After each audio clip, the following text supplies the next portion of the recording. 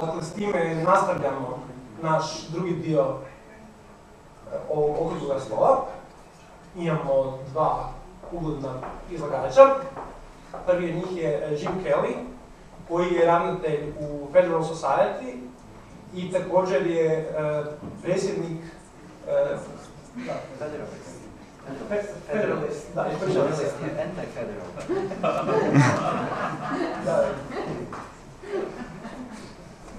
Da, ispričavam se, i također je predsjednik Human and Civil Rights Law Firm, što je Solidarity Center for Law, dakle, predsjednik toga. I s druge strane imamo profesora Uzelca sa Pravnog fakulteta u Zagrebu, koji se također bavi reformom pravosuđa općenito, to mu je jedan od glavnih profesionalnih preokupacija, i također bi valjalo pomenuti da je bio svojedobno Fulbrightov stipendist i da je osnivač Europske komisije za efikasnost pravosuđa ili SEPEŽ. Tako da, vrlo su počešćeni da ih imamo s nama i da će nam moći izložiti svoje poglede na pravosuđe, reformu pravosuđa i cijeli taj kontekst. Tako da, prepustio bi riječ gospodinu Kelly sa ovim.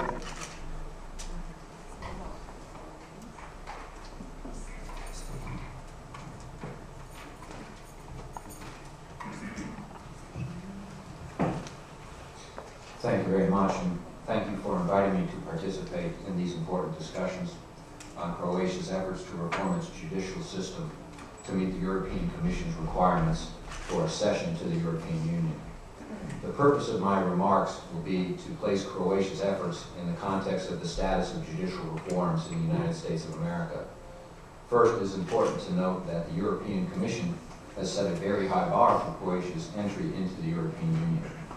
For instance, in December of 2010, in remarking on the progress on Croatia's accession negotiations, the European Commission for Enlargement declared, quote, "No country will join the European Union before being 100% ready to do so," end quote. Likewise, in its 2010 progress report on Croatia, the European Commission staff, after observing that good progress had been made on judicial reforms, emphasized that, quote, "Overall, it is important that the State Judicial Council and State Prosecutorial Council demonstrate independence and accountability, especially when performing their key functions in the areas of appointments, discipline, and career management, so that effective self-regulation of the judicial profession is assured," end quote. This raises an important question. Is it unfair for the European Commission to delay closing the judiciary chapter of the European Union accession negotiations until Croatia can demonstrate that its significant judicial reforms are assuring an effective judiciary?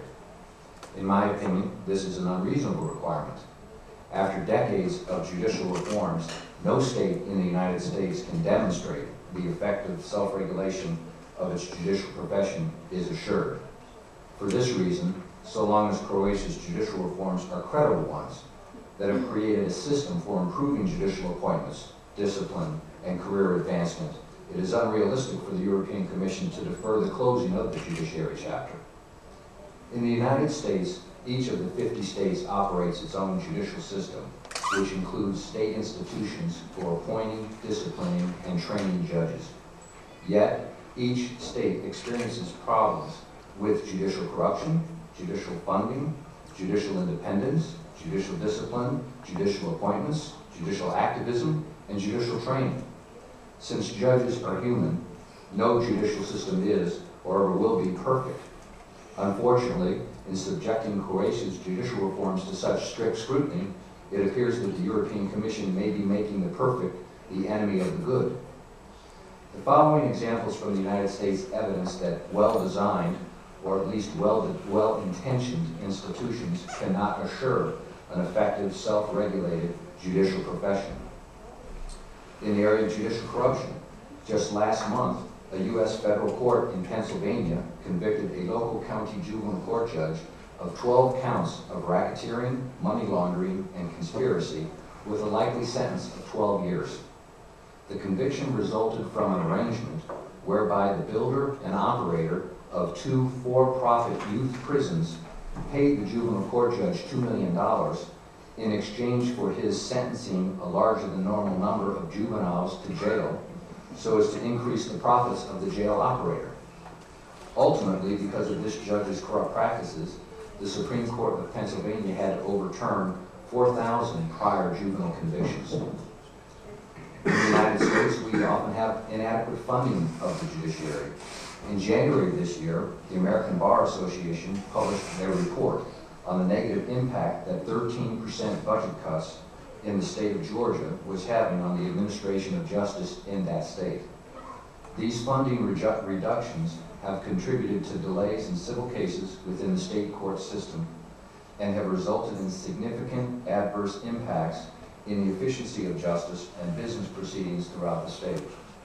The budget cuts also make it more difficult for practicing attorneys to abandon their lucrative law practices to become judges. In some instances in the United States, we have a lack of independence of the judiciary. In the state of New York, most judges are not appointed.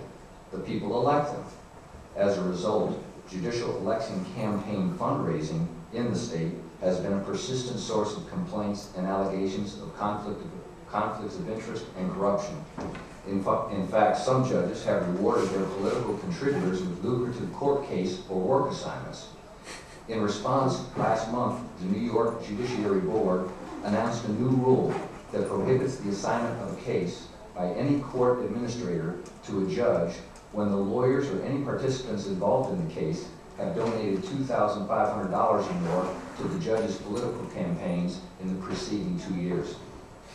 As recently as June 2010, the Supreme Court of the United States decided a case on the important topic of when contributions made to the election campaign of a candidate for judicial office disqualify him from participating in a case involving a campaign donor. In a 5-4 decision, the U.S. Supreme Court decided that a justice on the West Virginia Supreme Court should not have participated in a case that resulted in the overturning of a $50 million verdict against a company headed by a man who had contributed $3 million to the justice's re-election campaign. The court determined that by making such a large contribution at the time the case was pending before the judge, there was a serious risk of bias that required the judge to step aside. Sometimes, unfortunately, in the United States, there is a lack of transparency in judicial disciplinary proceedings. Judicial disciplinary commissions exist in each state in the United States. However, some are less transparent than others. As of 2007, 15 states in the United States had not published the fact that disciplinary charges have been filed against a judge and that an investigation is underway. In these cases, the disciplinary proceedings are not officially revealed until public discipline is actually imposed. In the other 35 states, judicial disciplinary proceedings are open to the public, typically when the investigative phase is concluded and the Judicial Conduct Commission initiates formal charges of misconduct.